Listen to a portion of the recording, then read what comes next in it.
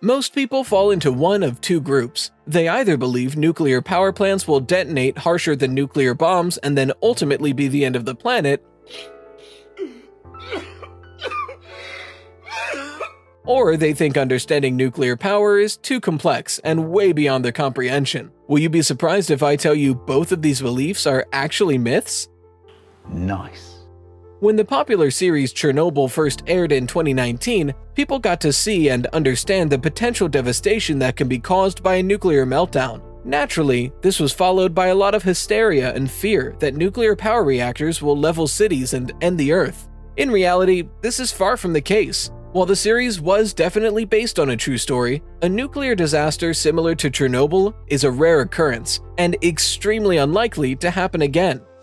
Yes! Yes! Yes! Yes! Yes! Yes! Now that we've put the horrors of nuclear energy to rest, let's take a look at what nuclear plants are. Nuclear power plants are not very different from the fossil fuel plants that most of the world currently uses. If anything, they are better in the sense that they provide a clean and efficient way of generating energy, without contributing to the carbon emissions that fossil fuels are infamous for. Did you know the world's first ever nuclear power plant was opened in 1956 in England? This plant generated electricity for almost half a century. Also, nuclear power currently meets nearly 10% of the world's energy requirements.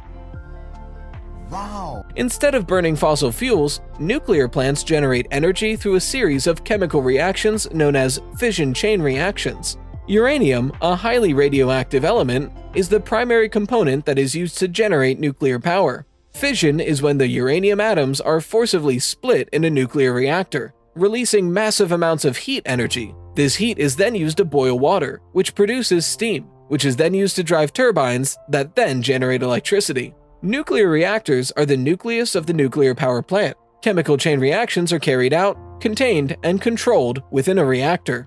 As with any other method of generating electricity, nuclear fission also produces waste.